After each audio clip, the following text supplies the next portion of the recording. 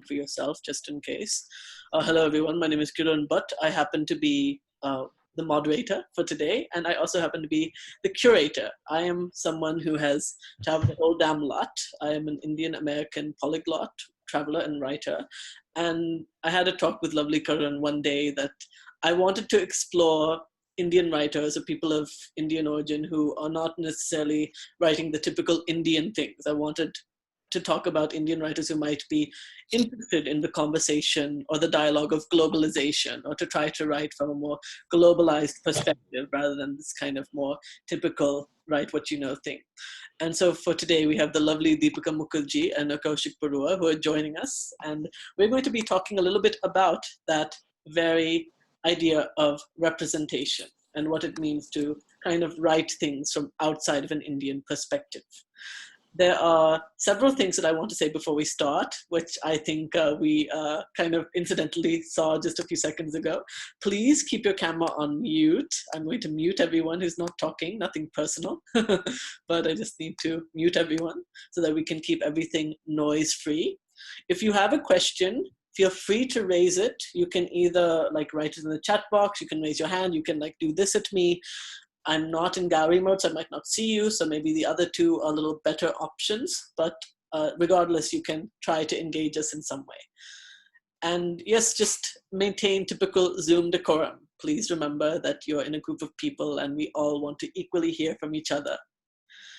Now I'll turn over the floor to Karan for a second so he can tell you a little bit more about some of the things on his mind. Oh, I'm sorry, one more thing before I turn over the floor is to gather all these lovely people a little bit more efficiently. We're thinking of starting a mailing list. So if any of you who are interested in perusing our content in the future would be able to write your emails down below, we would really appreciate it so we can later get more people for our next events and make sure that you're continually in the loop when we're doing stuff. All right, sorry, Karan, back to you. Or towards you, because yes. Thanks, Kiran. Hey, everybody. My name is Karan Mathok. I'm the editor and co-founder of thechakkar.com. And we are the ones who are sort of working with Kiran on this event. This whole Golchakkar series is completely his baby. As he said, he came to us with this, and um, we love the idea, and we want to promote Indian writing all over the place as much as we can. So yeah, looking forward to the series. Please check out our website. We are based between Delhi and Mussoorie, actually, in India. Um, and we're open for all sorts of all sorts of articles. If you want to send us any stories, any articles, any poetry, anything like that, we're publishing a lot on thechakkar.com. So we're open to that. But for now, let's focus on today's Golchakkar event. Sorry, I muted myself when I thought I was not. Anyways, so yes, very good, Karan. Thank you for those lovely words. So to say a little bit more about the topic at hand, I believe that some of us are authors, some of us aren't. I think there's this kind of trend these days to be a little bit wary about what is coming out of one's literature, in the sense of there's the sense that there are certain people that when they write something that isn't necessarily from a perspective that they were born and brought up with, they have a tendency to kind of malign or harm the cultural representation of said places, and that causes a lot of damage to the cultural identities of such communities. And we usually talk about it very much from a position of the powered versus disempowered, the people who come from the Western world, who come from a more, like, say, white Western context, and when they try to write about communities that they don't belong to. However, there are times when sometimes these things are not so simple, where sometimes people might belong actually to the global South perspective or a marginalized perspective, but then still choose, despite that, to write about things that are not necessarily their people or their struggles or their problems. And so I wanted to explore that a little bit more, and I wanted to explore like that from a fairly multidimensional perspective, because I don't think that we always talk about what it means to uplift literatures of people who are trying to tell their own story. But what about uplifting voices that also don't want to be so easily boxed into a certain national or cultural or ethnic identity? So I will start off with Kaushik. I think I would like for you to read maybe 5 to 10 minutes from your work. Maybe first tell us who you are, what your story is, and then read for 5-10 minutes, and then I will ask you some questions. Sure. Thanks, Kiran. Thanks for the invitation. I've written two novels. I mean, I'm an author, and I also work in the development sector. I work with a United Nations agency. I'm currently based in Vietnam. I was in Italy for some eight odd years before this. And the first novel I wrote, it was called Wind Horse, and it was set in the Tibetan resistance movement. From the 1950s to the 1970s. So it was a work of historical fiction. And I'd worked on it over 4 or 5 years from 2007 to 2012. And it was published in 2013. And after which I wrote a dark comedy called No Direction Rome, which was also set outside India. It was set in Italy, but in this case it had an Indian protagonist, but a lot of non-Indian characters. Windhorse was sort of a work of historical fiction, so there was a lot of research involved, and it featured primarily Tibetan characters. Windhorse, so that was a more sort of sensitive terrain to work in, and I hope I did justice to the characters, to the stories that I covered, and to the novel itself. And currently, I'm working on. I've signed on with Penguin. I mean, both of the earlier ones were with HarperCollins. Now I've signed on with Penguin for a work of nonfiction. It's actually on the adaptations of the Ramayana across Southeast Asia. So I had started last year, and I had traveled to Cambodia and Laos to meet dancers, artists, shadow puppet theater sort of artists, writers who are working on different adaptations of the Ramayana. And but then, of course, my writing plans and the novel got stalled with COVID. I mean, I've been stuck here this whole year, so hopefully I'll finish that soon. Hopefully I'll get to travel there. Otherwise, but we're all going through the same thing. All our plans are up in the air, so we don't know. So I have no idea when I'll finish the third. The third one is a work of nonfiction. Sorry to clarify. The previous two were works of fiction. This third book will be a work of nonfiction. So that's a bit about me and my writing, and then I'm looking forward to the questions and the issues that you have raised to discuss. Thanks. So yes, please read a little bit from your novel. Okay. Oh yes, of course. So let me do. I'll read. I couldn't decide what to pick, so I thought I'd just go with the beginning. I'll read the first couple of pages. And if you like, I can read the first couple of pages, then I can tell you about how I came upon or developed the scene, if that works. This is from Windhorse, Chapter 1, Home Where All the Stories Are Born. 1947, Kham, Tibet.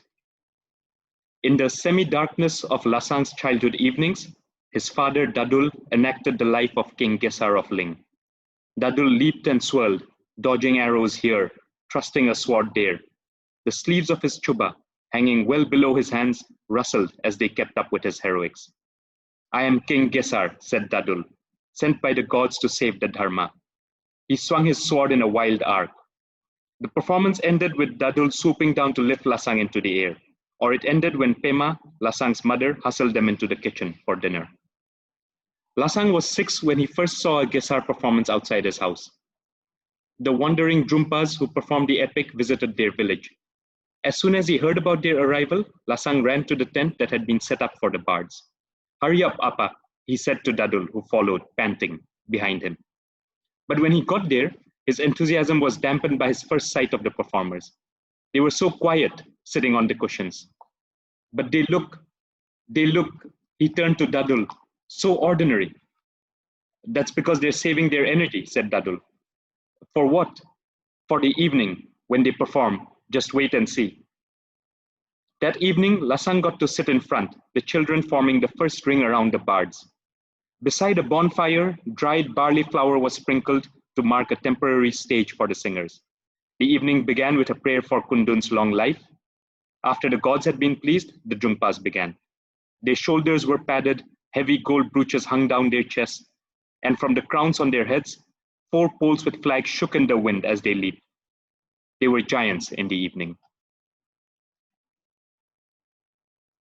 Okay. Oh, that was Did it. you? Oh, Okay. is that it? Oh, I thought you were still. Do you want some more? Okay. Okay. Yeah. It's up to you. Yeah, please. Okay. Let me carry on for. I mean, I didn't want to hold up the conversation for too long. Okay, let me carry on for another page. Those closer to the arena swore they saw hoof marks appear in the barley sampa powder as Gesar's host joined them. Lasang felt the chilly night close in. He looked behind him and saw Dadul, who had one eye fixed on Lasang. Lasang turned back towards the performance and peered through the flames, scouring the ground for Gesar's presence. Later, he admitted to Dadul that he was scared. Remember Kundun, said Dadul. He will always keep you safe. Lasang had heard that many of the Drungpas learned the epic by magic. At home, he told Pema his theory. They wake up from sleep and they already know all the verses. It's a seed of magic in their heads. Pema was quick to dislodge this idea. All magic is nonsense, she said. Sometimes real life can be more magical. Hundreds of times, the story has been passed from an old man's lips to a younger man's ears. Each time one dies, another takes his place. Isn't that magical? I don't care if it's magic or not, said Lasang. I still prefer Appa's performance. 3 hours by horse from his village, Riwoche, there was a monastery. But Lasang had heard more about the Jokhang temple in Lhasa than about the Riwoche monastery. When people returned from Lhasa, the whole village sat around them to hear their tales. Lhasa was bigger than the eye could see, they said. Do you have to cross rivers? Lasang asked one of the pilgrims. Many, he replied, but one sight of the Jokhang and it's all worth it. But Pema never allowed Lasang anywhere near the river skirting their village. You do not ever enter the river, Pema screamed and pulled his ear when she saw him step into the water once. Do you want to be taken away by the Naga spirits hiding there? But then, how will I ever see the Jokhang? So, Okay. first of all, Kaushik, thank you so much for sharing that. I really appreciated it. I particularly like this mix of like intrigue, allure, mysticism that comes with kind of describing Tibetanism. I think if I had to just observe, I think one thing that really helps you is that you're describing childhood as well. I think that you're describing a perspective that is still forming. Do you think that there's something beneficial in that? Do you think that it's easier to write, if you're choosing to write out of your nationality, do you think that it's easier to choose a child's perspective rather than adults? That's a really good question, and frankly, I hadn't thought of it. But now that you say it, it's true. I think that helped because there's an innocence in childhood, and as an outside observer, a child is also an observer of the grown-up world. I mean, slightly ignorant and naive observer of the grown-up world.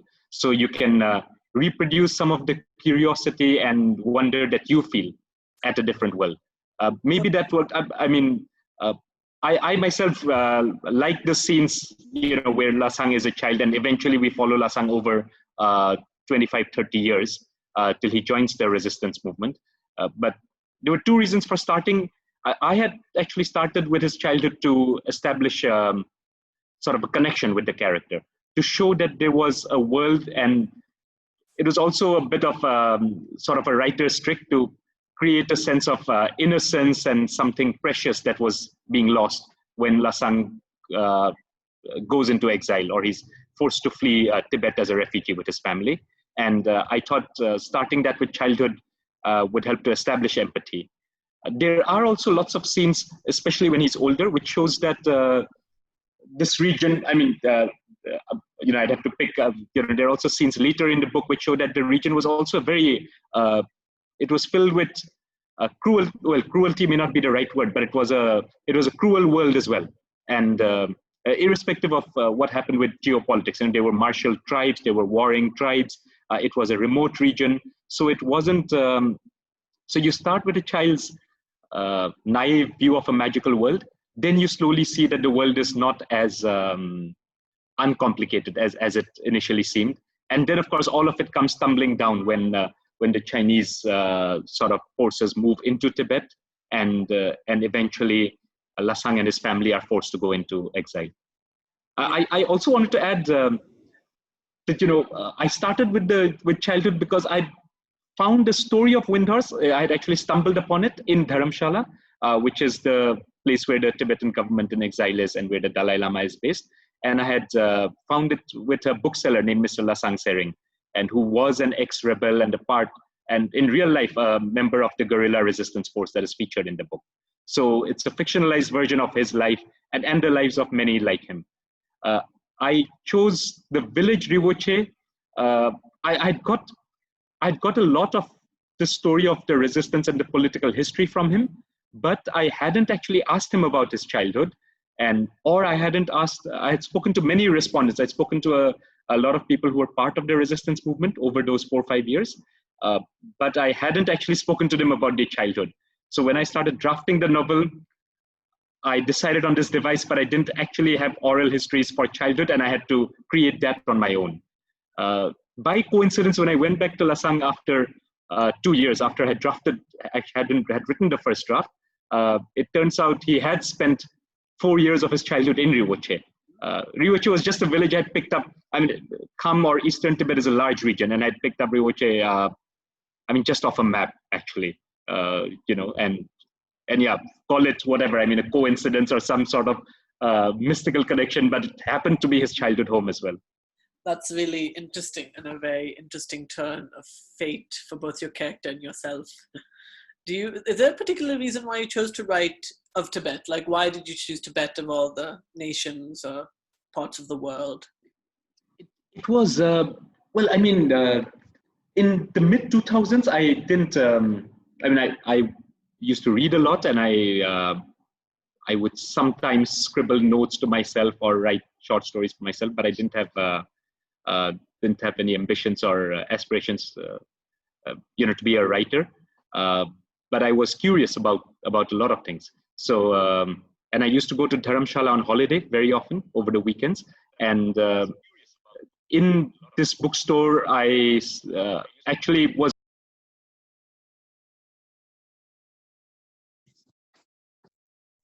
Sorry, one second. I'm sorry. I Sure. muted you because there was another one with your last name who was speaking. Yes, sure. Okay, I continue. Sure. Yeah, you continue speaking. Sorry. Sure.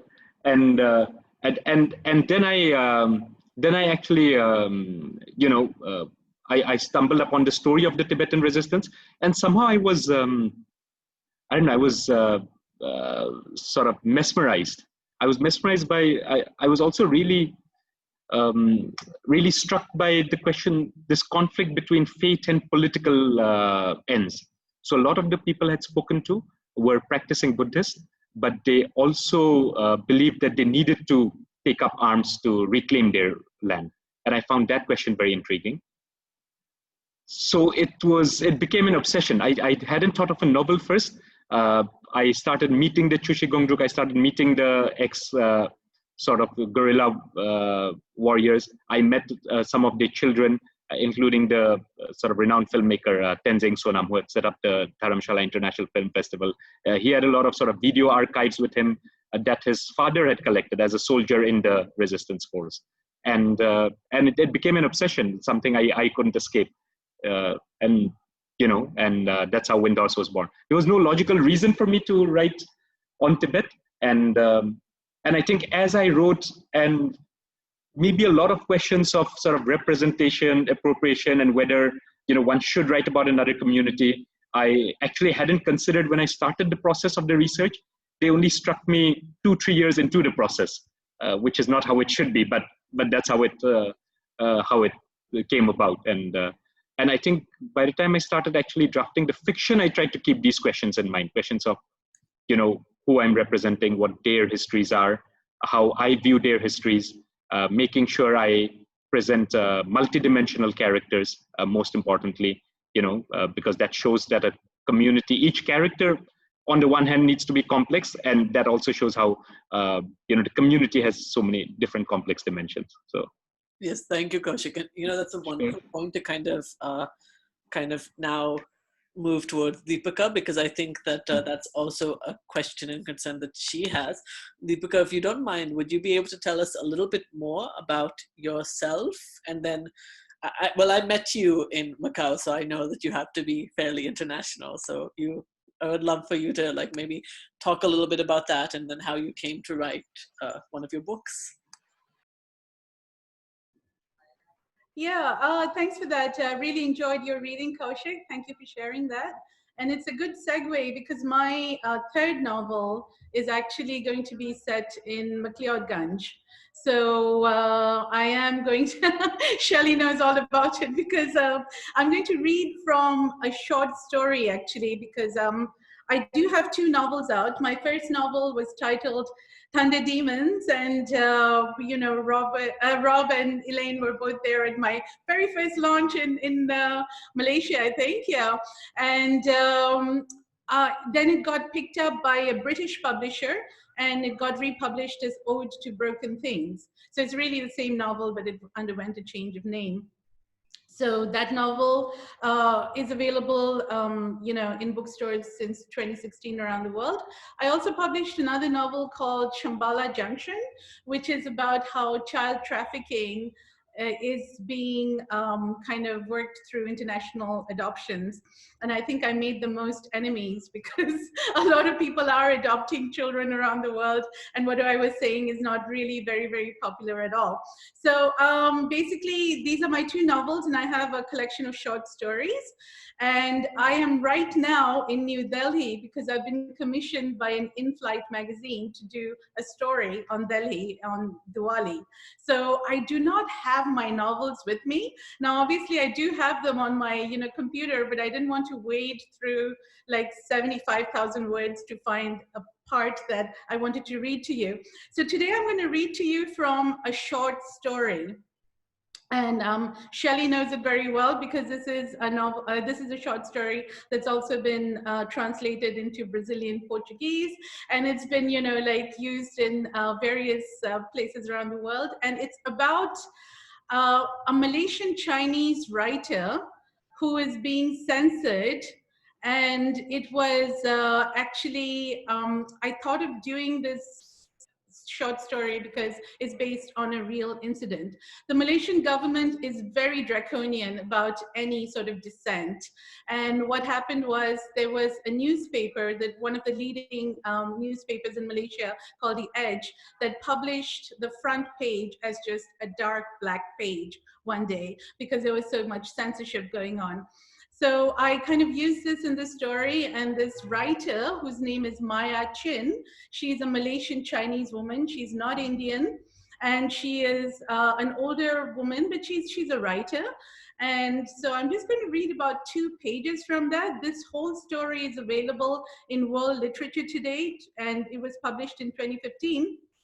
And the reason that I chose it is that this whole talk today centers around appropriation, and when we're writing the other, do we do it right? And as a writer, I think you always have this concern about, first of all, being fake, that you're just not good enough to write, and people are not going to waste their time reading it. And then when you're writing about another community, you're always very, very concerned that people of that community are going to get offended or not think that you are authentic enough. So that cult of authenticity is always in our heads. But this particular story went on to be included in the Cerpen Terbaik, the best Malaysian short stories in 2015. So I knew that it did ring true for the Malaysian audience I was writing for. It wasn't just, like me thinking it's great because it got published somewhere in the Western world, but the Malaysians did include it in their, 2015 best stories. So I'm just going to read about 1.5 pages. It's not very long because I do want us to have time to talk about all these issues. The story is titled Doppelganger, and it's about this, Maya Chin. So I'm going to start off kind of about 3/4 of the way through, where Maya is she's driving somewhere to meet this woman who is pretending to be her, so that the government can get the real Maya Chin out of the way. As Maya passes through the decorated archway dividing Petaling Jaya from Kuala Lumpur, she unclutches her fingers from the steering wheel to release the tension in her arms, then quickly glances at the mirrors, ready for the precision steering required to get out of the way of cars hurtling too close. The motorists have a complete disregard for public safety, but she is almost at her destination. Her heart beats a tightly wound thrum, ready for battle. She wants no flashlights or microphones thrust at her face, so she needs to be precise and quick. She practices saying, I am the real Maya Chin.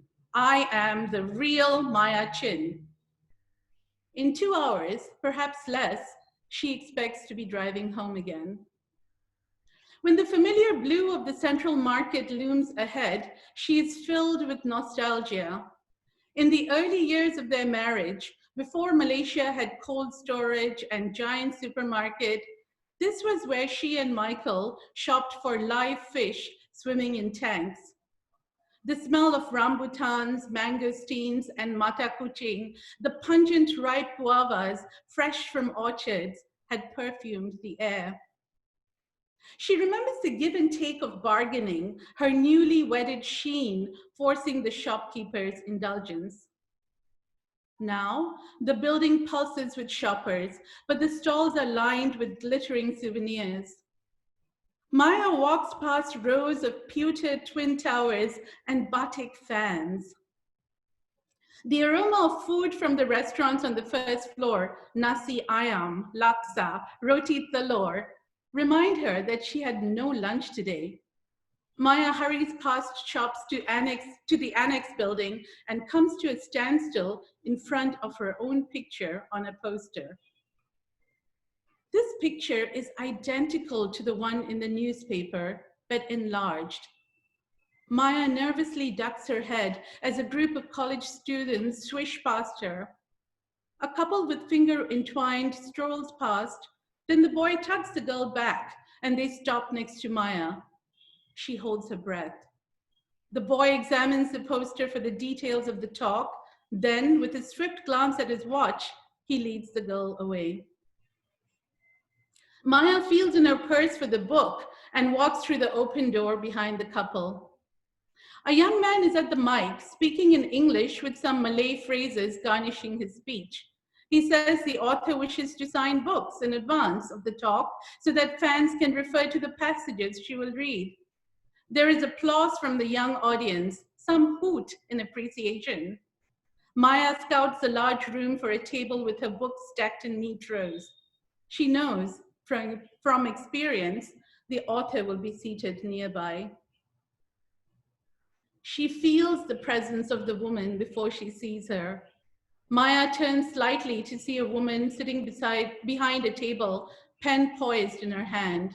The woman is talking to a young man, but she's looking at Maya. She has the sensation of walking through wet sand, the ground beneath her feet sucking at her shoes, forcing her into a slow limp. She's not a superstitious person, doesn't believe in the paranormal, but she knows the sensation from before the day the phone had rung incessantly in the hot afternoon, and she felt she could not move fast enough to pick it up, that she should not pick it up because it would change her life forever.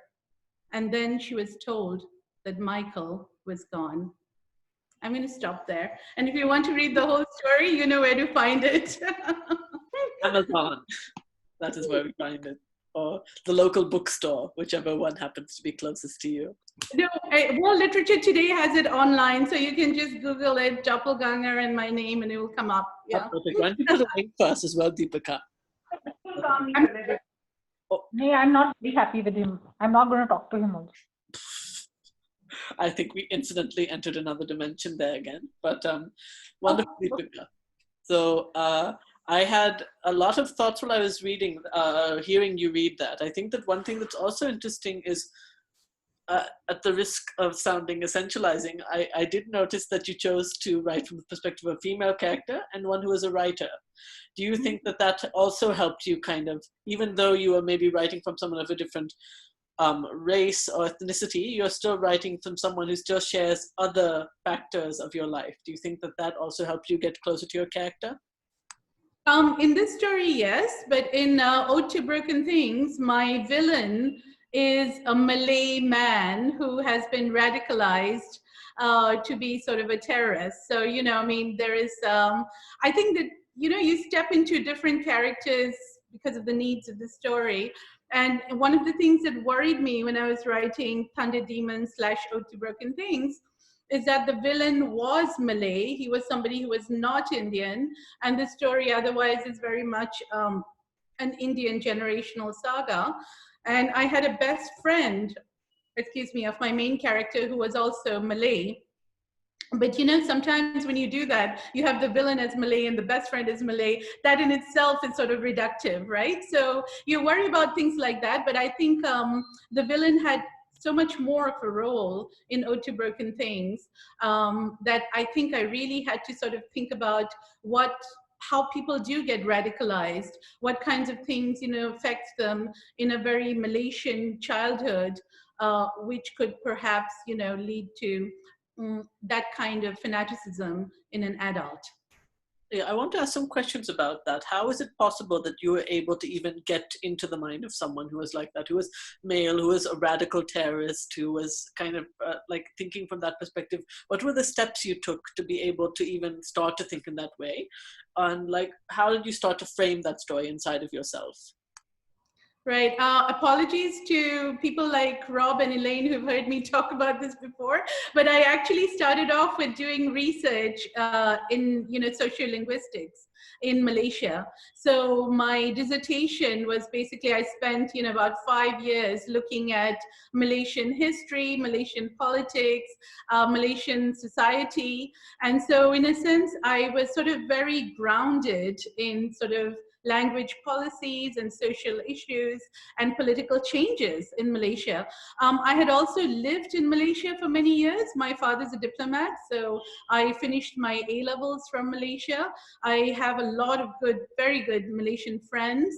And some of them, you know, are Malay writers. So I could sort of sometimes check things with them also, which really helped. But other than that, I think that as a writer, what I find very useful is to give your villains some of your own characteristics. Like what makes a villain is not the villainy that he does, but some of the sort of the humanity that's also in his soul, you know, some of the good that is in him that's inherent. So I think I sort of had to think about this man and his childhood and his growing up and his deep friendship with someone that went, you know, awry, and how that changes you. So, you know, I think we've all had friendships that go bad. And so, I mean, I think I sort of had to really kind of think of my own trauma in various ways, and then sort of position that with the with the villain of my piece. Wonderful, Deepika. I feel that reading your work would be extremely insightful, and it would be wonderful to like kind of deeply engage with it, to see like what are the steps you took to get these characters right, and also sometimes what are the steps that we sometimes don't get right. You know, that is sometimes also a part of it. Like, do you feel that when you were writing this book, there were things that after you wrote it, you were like, well, maybe that was not really how it's like, you know? Well, I think, you know, one of the things that bothers me is this problem when you are writing as an Asian writer in the US, and maybe you're familiar with this too, is very often you sort of end up peddling your ethnicity, you know, whatever it is. And for me, like, I feel that, you know, somebody like Harshini, who's in the audience today, may read something in Ode to Broken Things and think, oh my God, you got this totally wrong. And, you know, but like when I sort of do this for like a mainly Western audience or something, they sort of like, you know, I mean, one of the things that used to like just boggle my mind is that I use so many Malaysian fables and stories that any Malaysian child would know. So one of the center premises of Ode to Broken Things is that there's a toyol, which is like a little spirit that is of a dead child and bottled in a little bottle, and then, you know, it escapes to do harm or good, you know, well, it basically it acts on the of the commands of a master. It's sort of like a bad genie. Now, you know, anyone who's Malaysian knows this, and they know about all these ghosts, all the hantus of things. But I would go to a reading in like the US or something, and everybody would go like, oh my God, you've got such an amazing imagination. How did you dream this up? And I didn't. I was just like literally plucking from the tree of stories in Malaysia. So I think that that's always a concern depending on which audience you're talking to. So when I read in Malaysia, I will not read from that part that is from a Malaysian fable. I will probably read a part that is more socio-political or just, you know, I don't know, something else, you know, but I won't like go back into, yeah, something that everybody knows. Yes, thank you for that, Deepika. So I think that we're at the point of this where we're going to start to open it up a little bit. We're going to like have a little bit more of a flowing panel between you two. And I wanted to start off with maybe introducing a topic, although you introduced one that's really like being like, say, an Indian origin person in the West and having to write in that context is its own interesting one, which I might want to spiral back to later. But I want to start by defining a word and I think it's important to define words before we start a conversation because the definition of such words also matter. The phrase I want to describe or define or try to ask definitions from you two is the term cultural appropriation. So yes, one of the most important ones for something we're talking about, right? So Kaushik, how would you define or how would you delineate the concept or term cultural appropriation? Kaushik, hello, are you here? Hello. Okay. Yes. Can you hear me, Kiran? Yeah, I hear you. Yes. Don't worry. You can. Okay. No, because I'm facing a few. The voice, the sound keeps breaking a little. Yeah. Yes, if you can hear me clearly. Yeah. You know, I think we're seeing a lot of it nowadays. Cultural. It's very so sort of as. Okay. I mean, I think it would be if you represent another culture or if you use items, cultural sort of legacy stories, or you know, artifacts from another culture for any sort of any objective or any intention that is not entirely.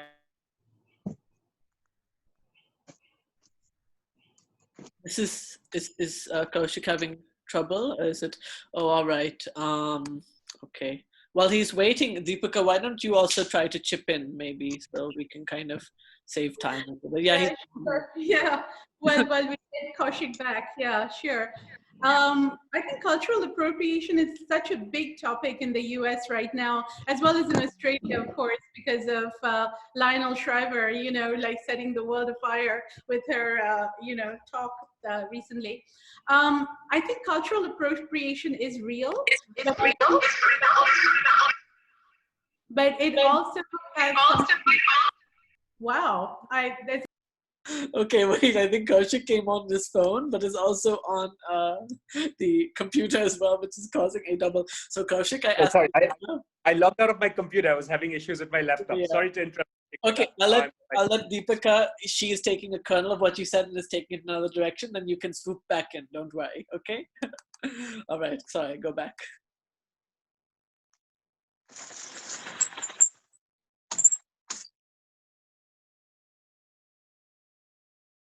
Deepika, you're muted. Okay, here I go. All right, can you all hear me now?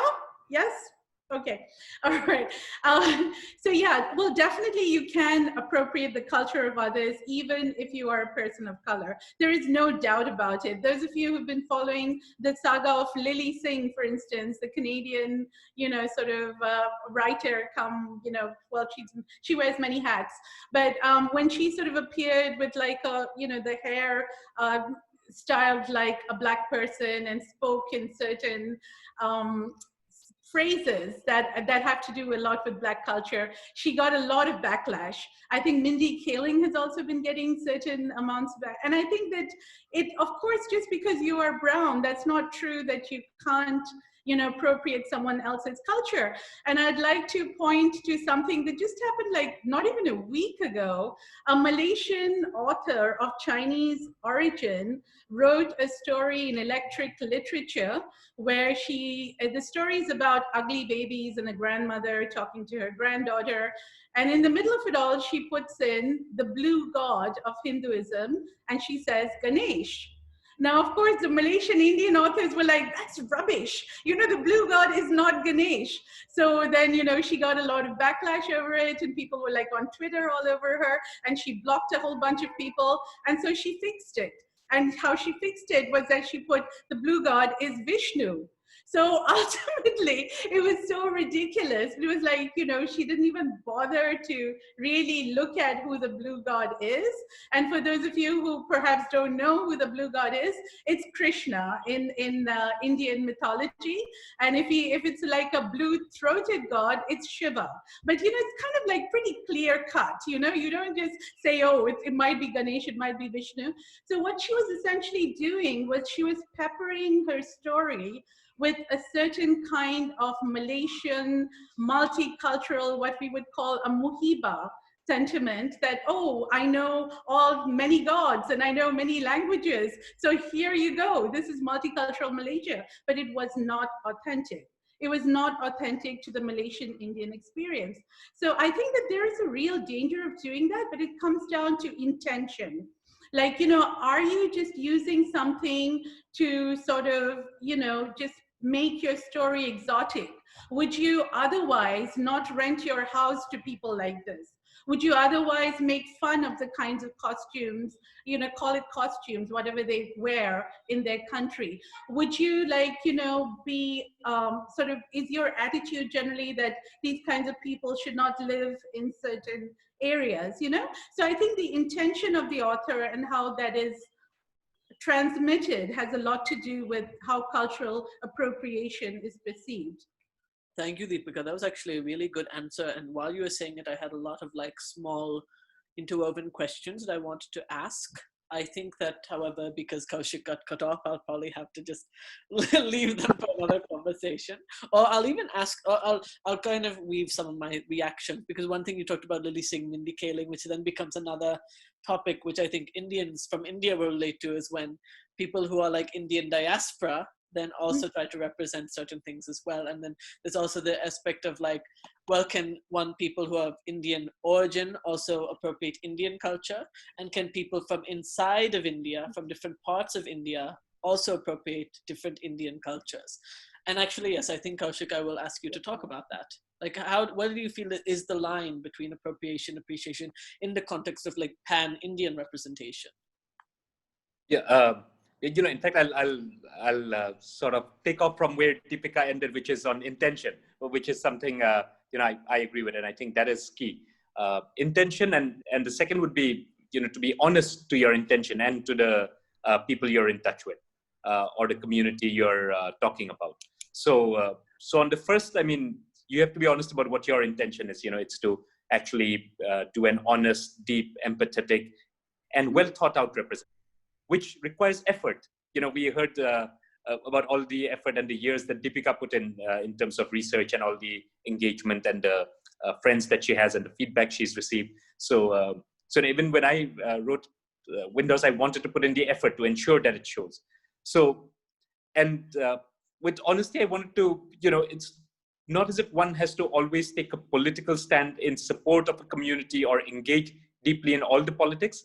On Tibet, I can say there are also lots of debates within the community about what strategies to adopt. And I don't usually sort of present an opinion either way within the community, because I think that's more for the community to decide. That is, sorry, that's related to your first question on appropriation. On pan-Indian representation across communities within India, that's a really good question, because we're talking about non-Indians in Indian writing, but within India there's almost more diversity between Indian communities than there are among communities among Indian and sort of formally non-Indian communities. Being from Assam and from the northeast of India, I can sort of talk about how even when I was writing about Tibet, I realized that I shouldn't view Tibet through the lens of a London or New York. It's always viewed as this inaccessible, mystical place, but that's because it's inaccessible and distant from a London or a New York or even from a Delhi. But some of the most important spiritual leaders and Dalai Lamas of the Tibetan Buddhist faith have come from Arunachal Pradesh, which is next door, which is a few hours away from where I am. So there are other transnational links that we should try and establish when you view another culture.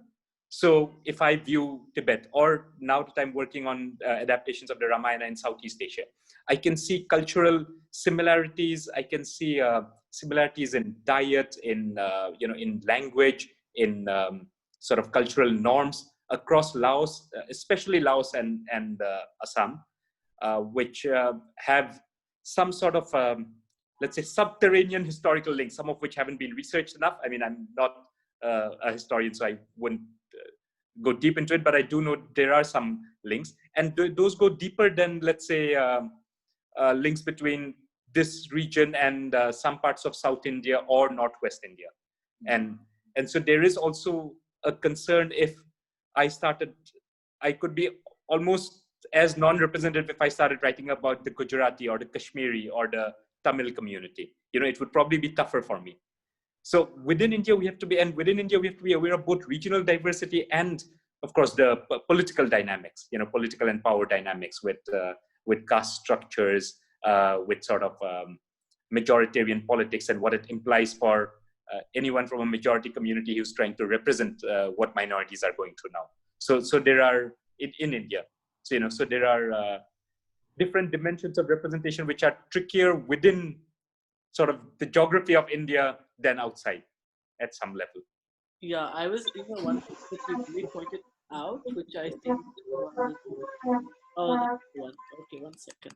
Let me mute. Let me mute that person. I really need to be like militant about that, but really mute yourself if you're not talking. So one thing that I think is fascinating is, in many ways, and I'm not a Northeasterner, so please do not take my word with anything I say, but there are ways that in certain ways a Laotian experience or Burmese experience might hit home more than the South Indian experience in a lot of ways, despite the fact that one is in the land of India and another is in another country. So, and there's certain ways that communities that are not even of the same continent can sometimes feel more at home than, like a person of Indian origin might feel more at home in Peru than, say, in China, even though one is closer than the other. So that's its own interesting topic, I think, about distance and those weird ways that borders have created identities that we then kind of say, well, this one is important, that one is important, this one is like this, that one's like this, but in reality there's a lot more fusion. I wanted to now talk about another theme, which I think will be an interesting question for you to. Oh, I'm sorry. Wait, Dipika, you answer that, and then I'll go to my other question. Sure.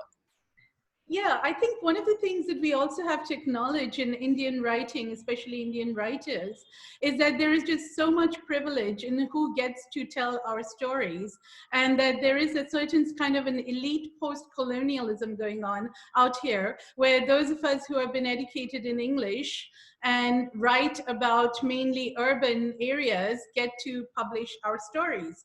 And there are in India, what is heartening is that there is a growth of the translation movement.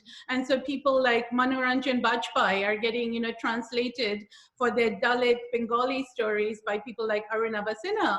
But that's still not a movement that is, that is as strong as the general English language publishing that's going on. So we still get stories that are generally very much urban, upper class, the suitable boy kind of stories. But what we really, I think, need to also listen to is the stories of the underclass, so to speak. I mean, maybe that's just a bad word, but even when Arvind Adhikar does something like The White Tiger, it still feels, for somebody who is an Indian, very distant. I mean, obviously it got the Booker Prize, and there are parts of extraordinary beauty in there, but then there is still a distance. And so I think that very much needs to be acknowledged, that who gets to tell their stories is a problem in Indian writing still. And you incidentally gave a good link to my next question, so I appreciate you for that. Okay. I also think that it's interesting, the person that you chose.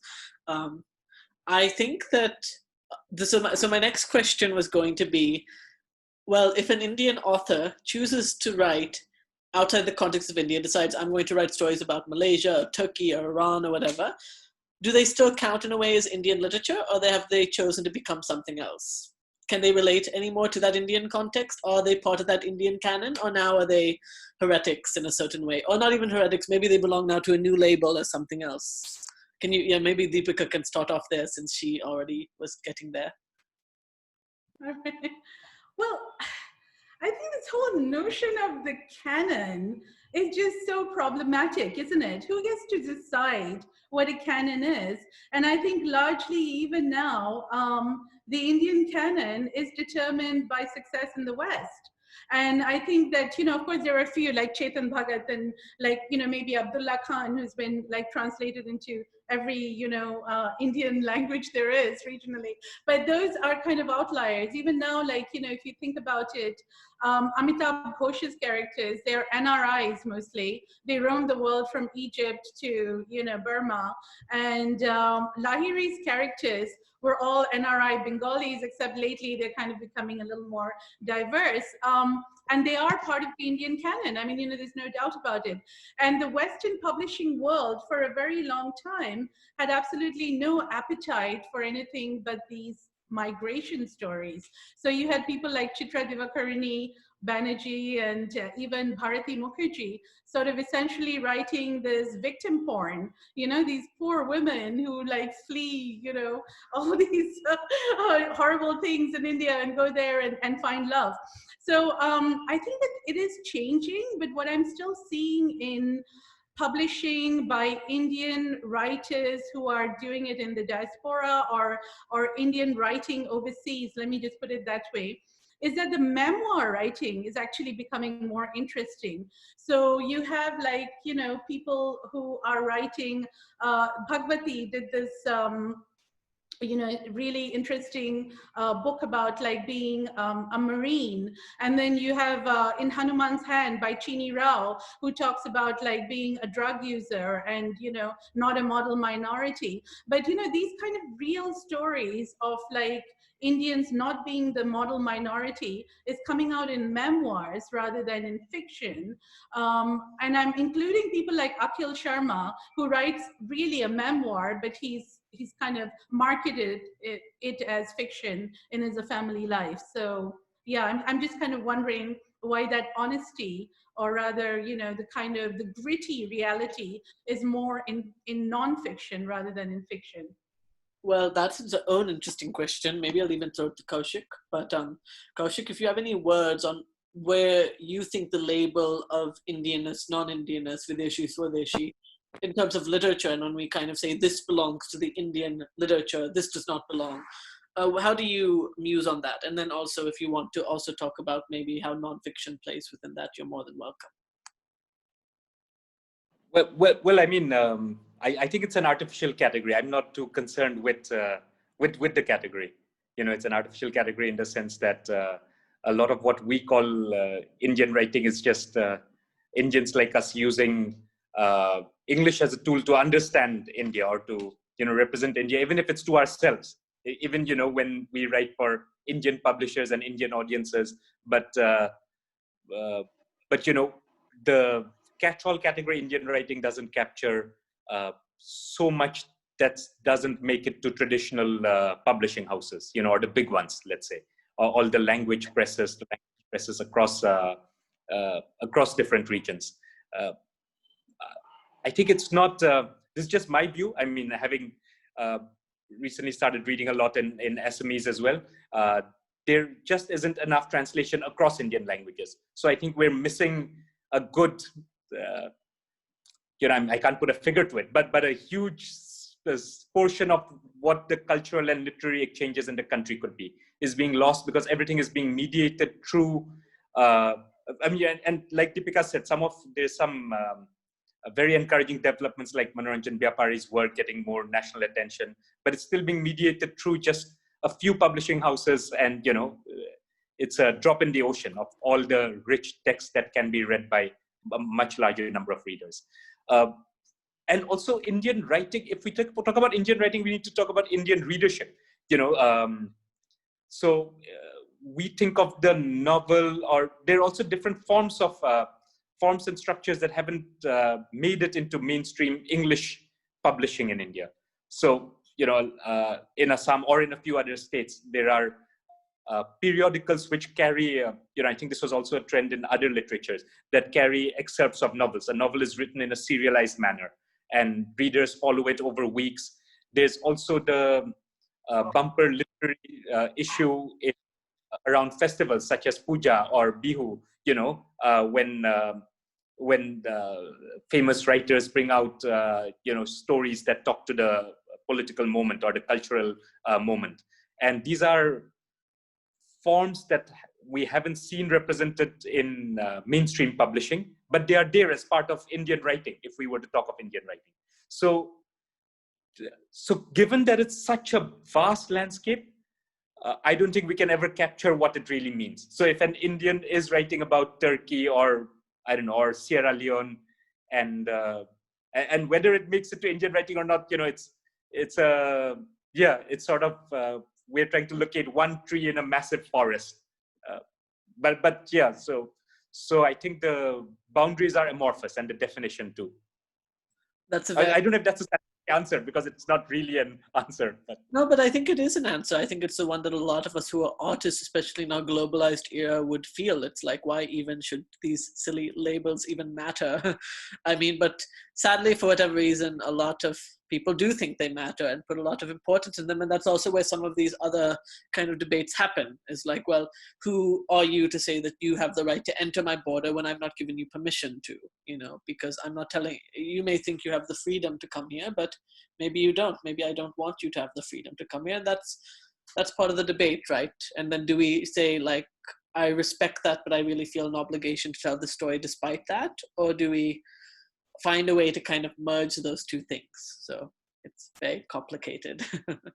So I want to open this up a little bit for the audience now, who's been so quiet and who might have a lot of thoughts. And also, you might see random people who are just tossing their Gmails. That means that you're interested in the Golchakkar and Chakkar reading list or mailing list. So please throw that in there, so that the next events, because we do an event once a month and we try to get very interesting, underrated Indian talent. So you have to kind of be there to support your kins and maybe, also attend our future meetings. So in the meantime, however, does anyone have a question to pose to anyone?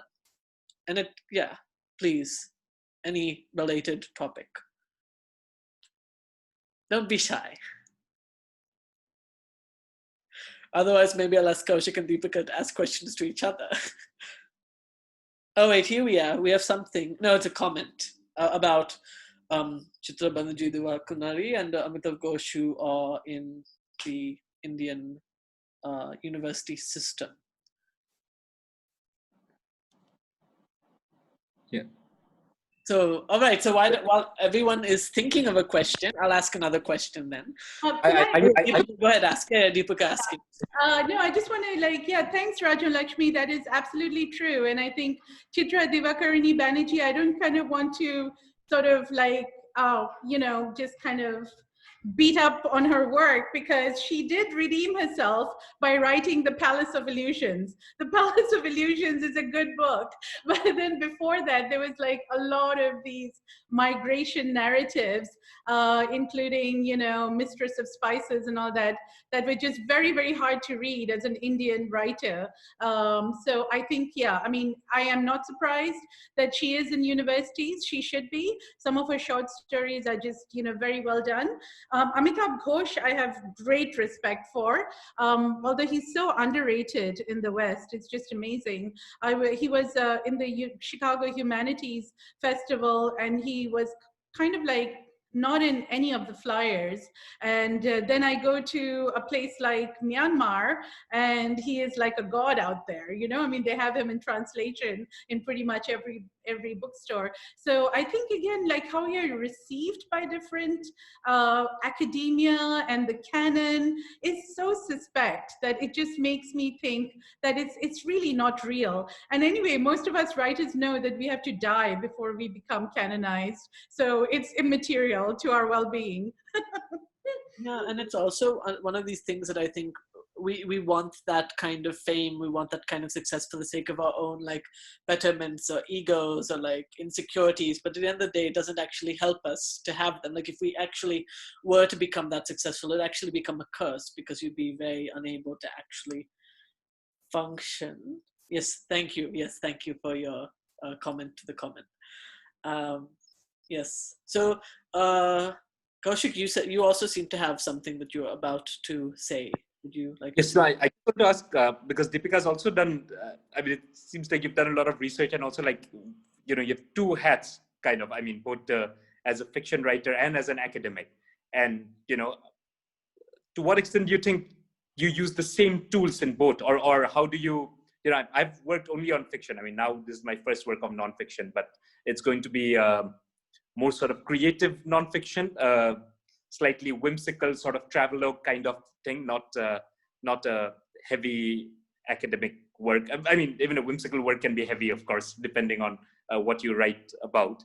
But you know, how do you see your two hats and how you engage with communities when you're wearing either hat? Yeah, that's a really good question, Kaushik. As I like to tell my academic friends, one of the reasons I got into fiction writing is, and you know, Rob and Elaine will know this, if you write an academic article, probably about 6 people read it and 3 of them are the reviewers for the article, you know, that is going to be published. But other than that, unless you kind of, you know, use it in a classroom or something, you don't really get a very wide reach. Definitely like your man on the street is not reading it. Whereas I did feel that there were issues in Malaysia that I wanted to talk about and start a dialogue with. So, you know, fiction just gets people talking, you know, a lot easier. But that's a really good question on how do I use the tools of academics maybe to write fiction.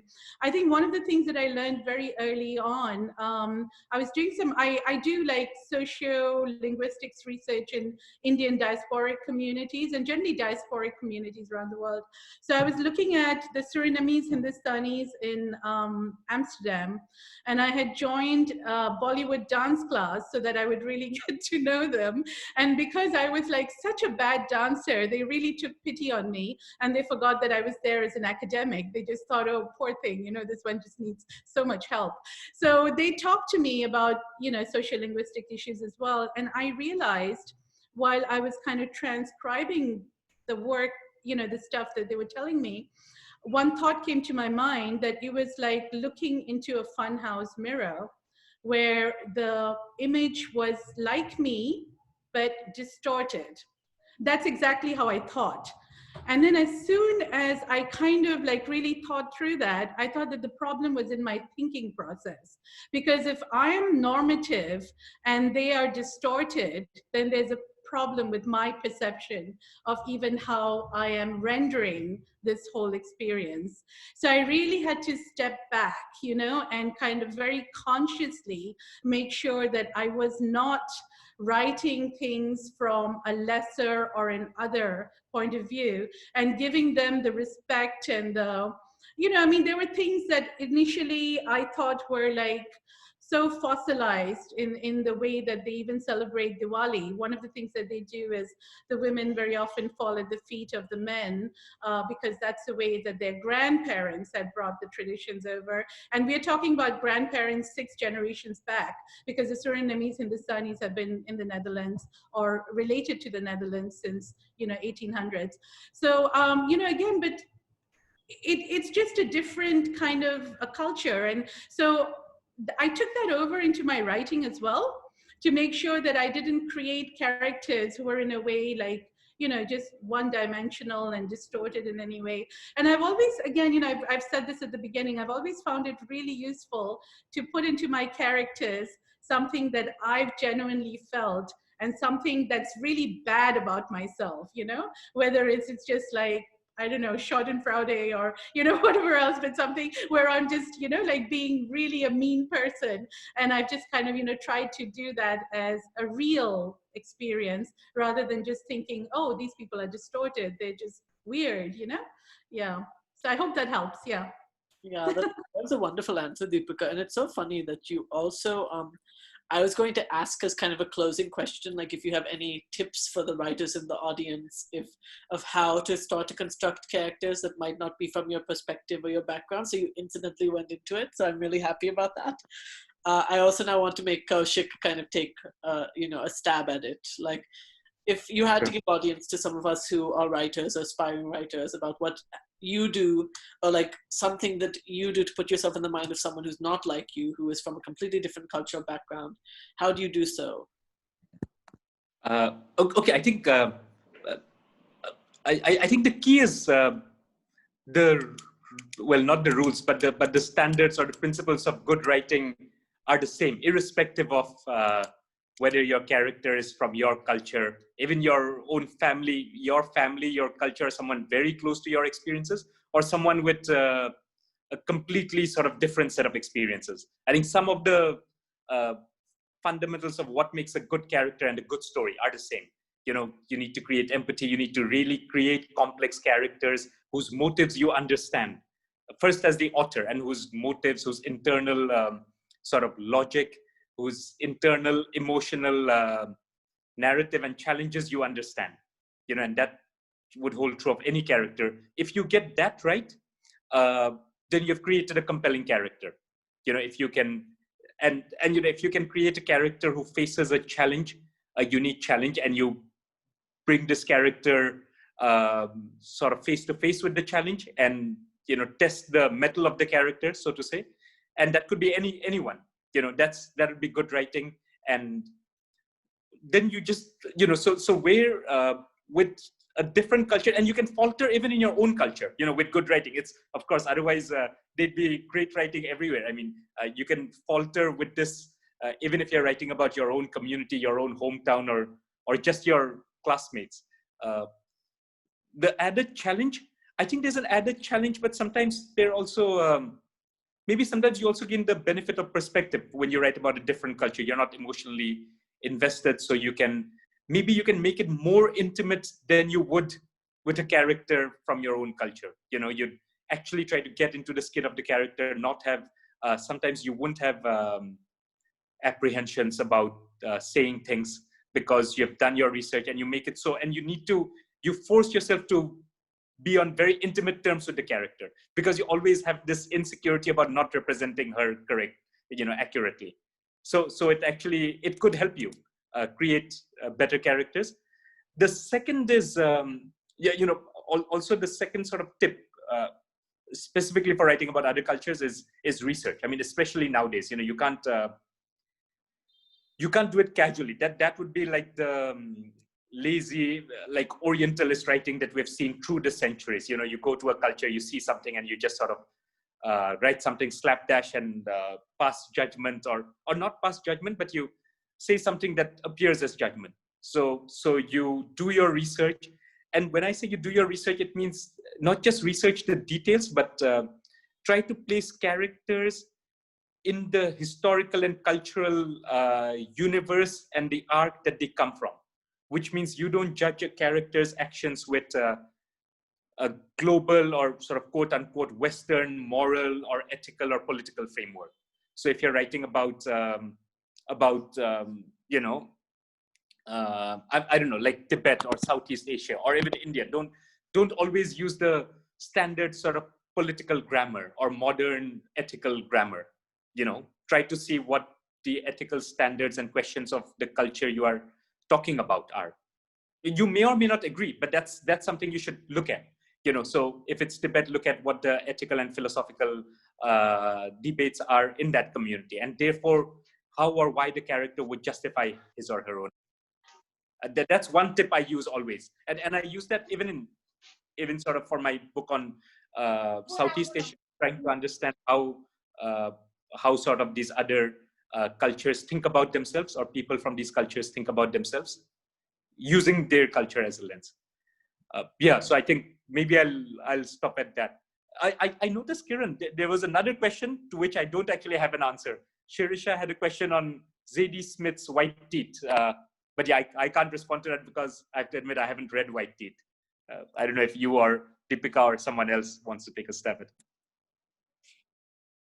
Well, I was just going to actually, because you had again kind of leafed into something, I think one of the other questions, well, or rather I had a reaction to it, because I think I agree with you, and something I tell people when I'm on your side of the table, which is that you have to learn to position yourself outside of your positionality if you choose to write of a character that is not you. I mean, not just in terms of like race or culture, but also gender, just your selfhood, to learn to be less selfish as an author.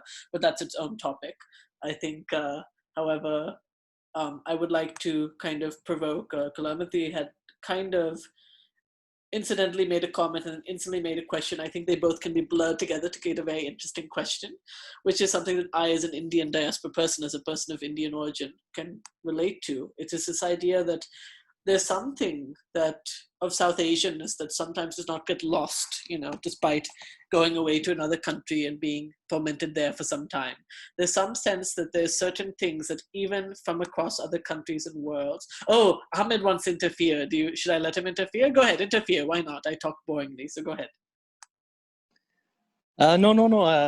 I also talk very poorly. However, I would just introduce myself very shortly. My name is Ahmed. I'm an Egyptian. I write poetry and only poetry. I didn't publish anything yet. I wish one day I will have the bravery or balls or whatever culture appropriate term for it to publish. Just I have listened a lot of interesting inputs about cultural appropriation, and I think when I start to write something about a different culture in poetry, which is a bit, we are limited a little bit with less words and less details sometimes. It depends also on your context. But also when we write about different economic classes, which is also even from the same country, even from the same 1 kilometer square, you cannot be always accurate. I think there is lots of human psychology in it. So not only you try to get into the historic context, and for sure you have to not only you try to not position yourself, not to judge the character from your own lenses, but also no matter how extreme the character is, and this is according to some psychological articles I've been reading, that there are parts in our personality that has that aspects. Even a character of a terrorist, which is not the best thing to talk about now, but anyways, as an Arab, you have to. The more you listen to the character, or the more you imagine and research and listen to examples of these characters, the more you try to relate with them and you actually try to put yourself as much as you can in their shoes, and also try to expect or imagine your reactions. And from there comes this kind of balance between your intake and reaction to what this character is, and actually the actual reality, and then you try to actually mix avoiding any kind of political correctness or incorrectness at this moment, because you are trying to delve yourself into the character. I think I've been saying so many general terms. I hope I make any sense. But what I'm trying to say, it is like a little bit of acting, but not acting as literally speaking, acting as you're trying to represent some different person than you, some different human being than you, but at the same time you're trying to be as real as possible. So you have to get this character from inside you, and then you write about it. Sometimes this is just what I do in poetry, and maybe poetry is more simplistic. I don't know. I just wanted to share. No, and I think it's a very valid thing to share, to be honest. I mean, even I actually think that it's not about poetry or fiction. It's also something that I think a lot of us, and I know some of the other ones who happen to be in the room, are writers. I think that there's this sudden act of faith, the sudden desire to like throw yourself fully in almost an act of devotion to this idea or concept or this narrative.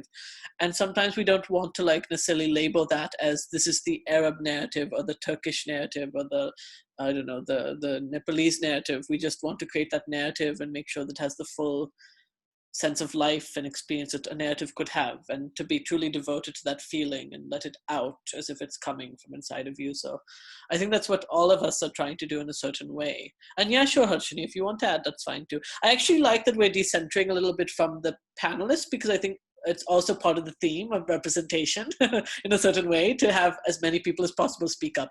So go ahead. And anyone else, I know some other poets are here, so please, I don't mind it. So yeah, go ahead, Harshini. Hi, everyone. I just want to ask a question actually to Dr. Dipika, and I'm actually very honored that she remembered me. So like what Ahmad said earlier, he said that he didn't have the bravery and courage to publish his poetry. So what actually made you to publish your writings? You know, since you're using a language that is not, not your mother tongue, which is Tamil or Bengal. So how did you actually bring yourself out to write in English and actually publish it? Like you said, like Western, like the Indian culture is not really highly read in Western countries. Yeah, thank you, Harshini. That's a great question. And if I forget to address Ahmad's question about writing about terrorism, please remind me, because that's such an interesting question. I think, Harshini, in a way, like, those of us who grow up in India, in my generation, English does kind of become your like mother tongue.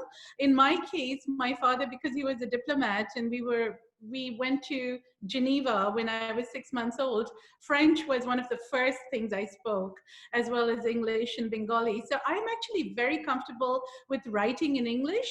But yeah, you're right that when I first started to try to sell the idea of Thunder Demons or Ode to Broken Things, I had American publishers saying that Malaysia is just not on the radar in America. If you're talking about Vietnam or you're talking about Arabs, then it's a different thing and for very different reasons. But they said, oh, Malaysia, nobody will even know where it is. One person asked me whether it was like Malawi and, like in Africa. So, it was just boom, like nobody really cares. So I went to an Indian publisher first because there are so many Tamils who had migrated to Malaysia. So there was a ready-made kind of an audience, an Indian audience in the Indian subcontinent who wanted to read about Malaysia. And also because of the Srivijaya Empire and all that, there's been like so much trade and things that Indians just know about Malaysia. So I had a ready-made audience. And then when Thunder Demons went on to do fairly well, this British publisher picked it up because, again, I think the British, because of the colonial legacy or whatever you guys did to us Indians, yeah, it is still, they know about India and things, so, and Malaysia.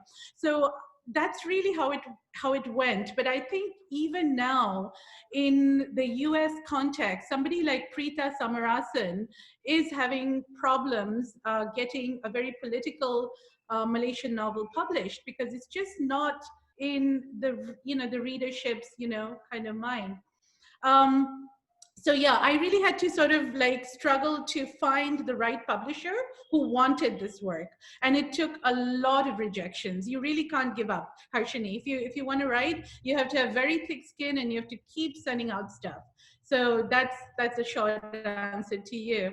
Ahmed, to get back to like writing about terrorism, Ode to Broken Things is about terrorism. My villain literally just, puts in this tent inside a terrorist and blows up the terrorist as well as everyone around him. So this is a spoiler, those of you who haven't read it, but that's how it ends. Now that's where the research really comes in. I was once on a panel in the US where I get shunted to all these like migration panels. So I had another writer who wrote about migration, and he was like, I just close my eyes and I take myself to this road when I was 3 years old, and then later on I check what the names of the roads were where I was standing, but first I just write. And I was thinking, I can never do that with a socio-political novel, because with the political novel, if you get things wrong, it just seems like dumb or it seems offensive. So for instance, a big thing in Malaysian politics is May 13th, where the Malays and the Chinese were like killing each other. And if I got details of that wrong, or I sort of made it trivial, it really, would have would have been like just wrong, you know, in a lot of ways. And this gets me back to like readers literally stop reading. The Agni is a very well-known journal in the US, and they publish some good works. But I was reading this story about a US convoy being in Pakistan, and this little boy was trying to warn this British soldier that there was a bomb in the water bottle that they were carrying. And this, you know, American person who had written it said that, you know, the guy did not understand Hindi, but he did not understand Urdu, which is just, the languages are so similar. If you understand Hindi, sort of little things are very important. Did you guys lose me for a while? It was very blurred. I was a little yeah. Okay. Anyways, you're back now, so it's okay, and we heard you. So it just went to a weird, like a weird rainbow kind of sound. Anyways, so yeah. So does anyone else have any even? I mean, I liked what Ahmed did, and I think also we had another. Shelley had a question about Kaushik, so it's interesting because we have someone. I think. Not that I think it's the same thing, because Malaysia is different from Egypt, and the histories are very similar, very different, I mean. But still, there's this idea that, like, well, if you write about this theme, how are the locals going to take it? So I think, Kaushik, can you speak a little bit about that from your perspective? Thanks, Kelly. And with Windhorse, I mean, I honestly feel what happened is I was very sort of engaged with and in touch with I had a few primary respondents, or people who had told me their stories, and I was in touch with them. And then I fictionalized a lot of the details, but including the gentleman I mentioned, Lasang Sering, who was the inspiration for the central protagonist. And I cross-checked a lot of the details and the Tibetan character, especially the characters, not just the details as in getting the cultural details or the language right, which I also did, but getting the sort of motivations of the characters and cross-checking that with a lot of Tibetan friends. You know, I was in touch with writers, with filmmakers, with Mr. Tenzing Sonam, who was a filmmaker whose father was in the resistance movement, with a Tibetan poet who I'm still in touch with. And I asked them to see if it made sense. And, you know, and thankfully, the response at that point was very positive. This was before the novel was finally published. So the draft I had shared with to respond to Shelley's thing, I had shared with Tenzing Sonam and with Lasang Sering, the filmmaker and the poet rebel, who you are familiar with. And they both liked it, and they said it made sense. On some issues, they had some questions, or they made suggestions, which I then incorporated. So I think the feedback was very positive. The support was overwhelming. I mean, I got a huge amount of support in terms of getting details, getting film footage, getting archives from the people I was in touch with. And since the publication also, I've been in touch with a lot of my friends from the Tibetan literary community, and have been sort of in touch with them about Tibetan writing.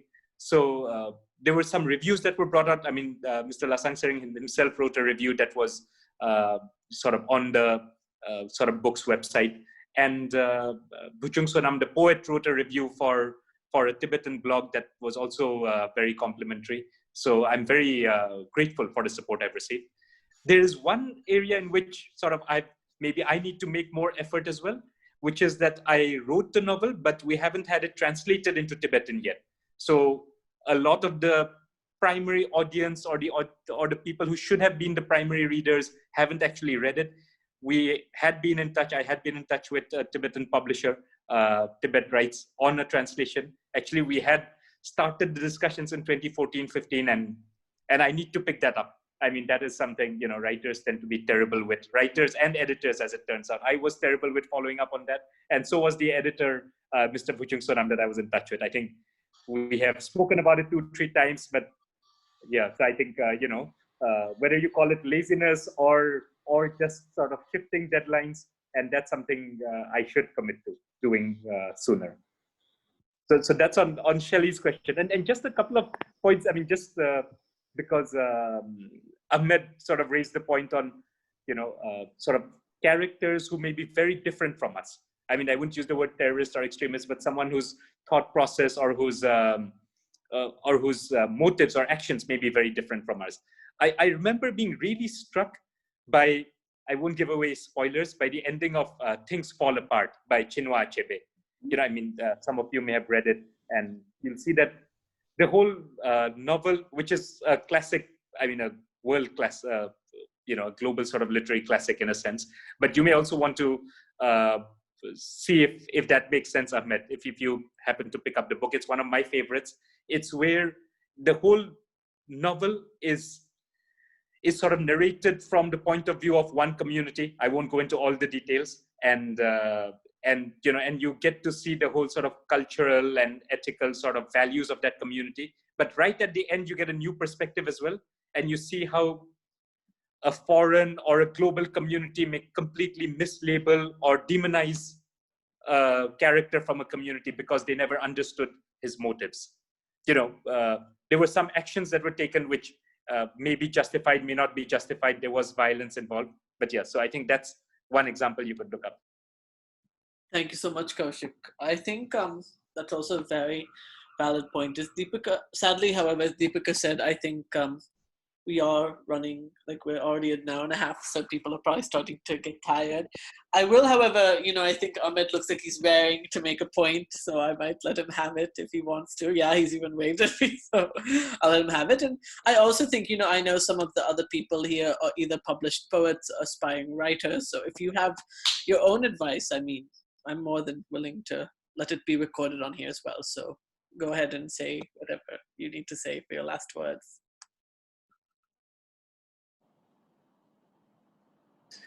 Yeah, I wanted to really thank the point of view that he has just made about how everyone in the world might be, or everyone in our circles might not be able to relate very much with this different character, even your subconscious circle.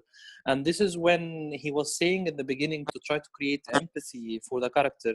In order to get to write about a character nicely, you should sometimes you try to create an empathy for the character. However, I'm just thinking out loud here, why not me as a writer in the middle of researching about the character and trying to relate into the character, to actually plant this empathy in me as a writer. And at that moment, when I'm empathetic with even a very different character that might be very extreme or not even extreme, but when you have empathy to this character or relation to this character from within, I think you will be more able to write about and maybe represent and maybe defend and play the devil's advocate or the character's advocate. It depends on the context, for sure. This is just the thing I wanted to add in compliance with his words. That's it. Yeah, I will say, however, that even though that's very true and you should write from that perspective, from my experience, there have been times where I have written, say, from a perspective with that kind of compassion, empathy, and full love for that person, and have still written something that was offensive or incorrect. So it does not, what your emotion is does not necessarily mean that that'll actually be the thing that is rendered. And what is rendered can still be not necessarily harmful, but it could not be what you think it is. So I think that conversely, you could be very insecure, you could be very unsure what you're saying, and you could somehow stumble on, I mean, writing is such a crapshoot, honestly. It's not always, I think we believe we're in that divine intervention, we're just writing brilliant stuff, but it's not always like that. So it's a complicated thing, but you just have to, I think one thing that all of us, whether we're the three people who are like supposed to be like the head speakers and then the other ones of you who are just as qualified in different ways, I think that one thing we'll all agree with is we have to do it with that kind of intent, and we have to do that with that belief that what we're doing and what we're saying is ultimately what needs to be said, and just convict ourselves to that. Do we have any other thoughts or anything we'd like to share amongst ourselves? All right, well then it was a wonderful night. I will say once again, if you want to subscribe to the Golchakkar and generally our event, please put your email down below and we'd love to have you at another event. Otherwise, thank you Deepika, thank you Kaushik for your time, for your lovely insights, and for everyone else who has really been very participatory. Thank you. Thanks a lot. Go ahead. Thank you. Yeah. Thank you to not only those signing in from Delhi, but from all over the world. Shelley, I know it's way past your bedtime. Those of you from Manchester and, Malaysia, thank you so much for showing up today. All right. This has been a great discussion. Thank you, everyone. Thanks a lot for showing up and for the discussion. Yes, thank you. Thank you for organizing this. No, nothing like that. It was an honor to have you and have all of you, even those of you who are not as as published or quote unquote qualified. I still think that you're equally as important. So thank you. All right, cool. So have a good night, everyone. Take care. Bye. Bye bye. Bye bye. Terima kasih. Selamat malam.